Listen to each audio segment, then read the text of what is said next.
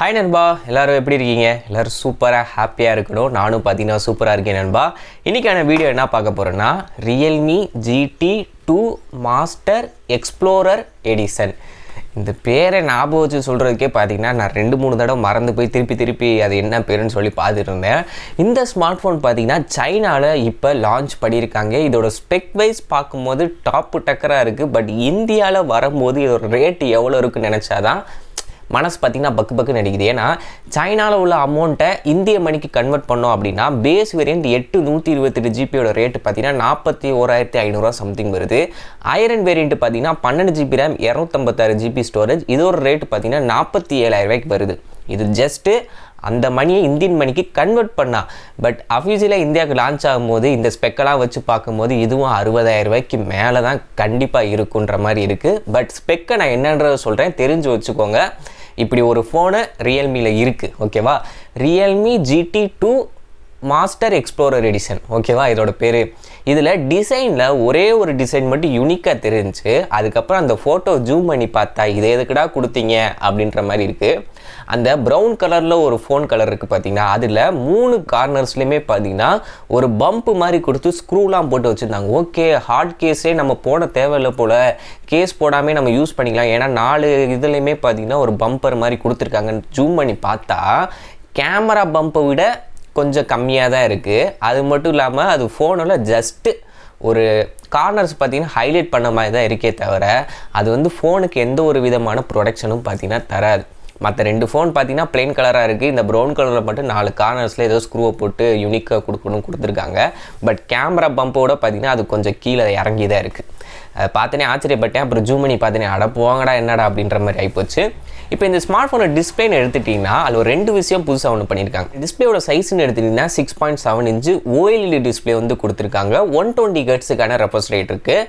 அதுக்கப்புறம் இதில் ஹார்ட்வேரில் X7 chip அப்படின்றத சொல்லியிருக்காங்க. இது வந்து டிஸ்பிளேக்குன்னு டெடிக்கேட்டடாக, முன்னாடி ஐக்குலாம் பார்த்துருப்போம்ல டிஸ்பிளேக்குன்னு ஒரு சிப் வச்சுருக்கோம் அப்படின்னு. என்ன அப்படின்னா இந்த ரெஃப்ரெஷ் ரேட்டை வந்து ஸ்மூத்தாக எல்லா இடத்துலையும், அதாவது ஸ்க்ரீனோட அந்த செனிரோக்கு ஏற்ற மாதிரி பார்த்தீங்கன்னா கரெக்டாக தூக்கி கொடுக்கும் அப்படின்ற மாதிரி சொல்லியிருக்காங்க. இது எந்த அளவுக்கு எடுபடுன்றது வந்தால் தான் தெரியும், ஓகேவா? ஸோ டிஸ்பிளே OLED நல்ல ஒரு பெரிய டிஸ்பிளே தான். பெரிய டிஸ்பிளே வாங்கணும்னு நினைக்கிறவங்களுக்கு இது வந்து சூட் ஆகும். அடுத்ததாக பின்னாடி 3 கேமரா இருக்குது நண்பா. இந்த அக்கனா மாதிரி உள்ளதை OnePlusஓட 10Rல பார்த்துருப்பீங்க, அதே டிசைனில் தான் இருக்குது. ப்ரைமரி 50 மெகாபிக்சல், செகண்டரி பார்த்தீங்கன்னா 50 மெகாபிக்சல், மூணாவது பார்த்தீங்கன்னா 2 மெகாபிக்சலுக்கானது கொடுத்துருக்காங்க. 50 மெகாபிக்சல் அல்ட்ரா வைடும் பார்த்தீங்கன்னா 128 டிகிரி வரைக்கும் ஃபீல்ட் ஆஃப் வியூன்ற மாதிரி சொல்லியிருக்காங்க. ஃப்ரண்ட் கேமரான்னு பார்க்கும்போது 16 மெகாபிக்சலுக்கான செல்ஃபி கேமரா வந்து கொடுத்துருக்காங்க நண்பா.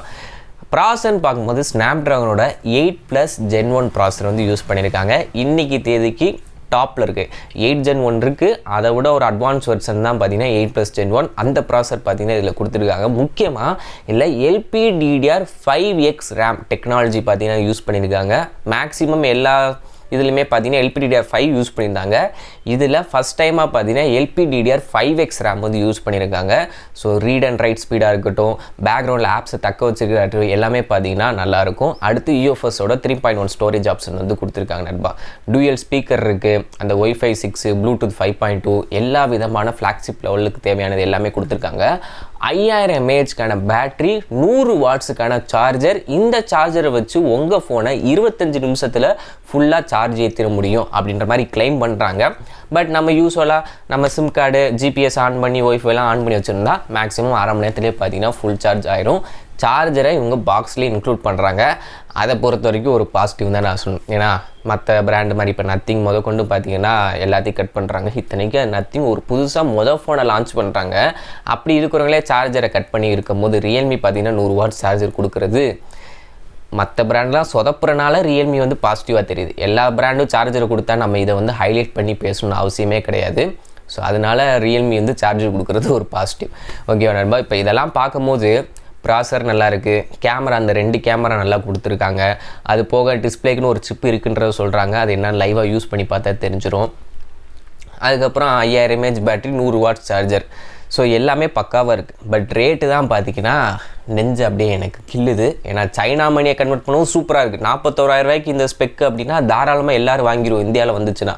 பட் இந்தியாவுக்கு வரும்போது கண்டிப்பாக 55க்கு மேலே 60 கிட்ட அந்த மாதிரி தான் இருக்கும். ஸோ இதை பற்றி நீங்கள் என்ன நினைக்கிறீங்க அப்படின்றத கமெண்ட்ஸை சொல்லுங்கள். மேற்கொண்ட ஒரு இன்ட்ரெஸ்டிங்கான வீடியோ, அதாவது Pixel 4 XL ஸ்மார்ட் ஃபோனோட கேமரா ரிவ்யூ கூடிய சீக்கிரம் வந்துடும். நம்ம நாளைக்கு இல்லை நாளை கழிச்சு நான் அப்லோட் பண்ணிடுறேன். ஓகேவா? ஓகே நண்பா, தேங்க்யூ, பை பை.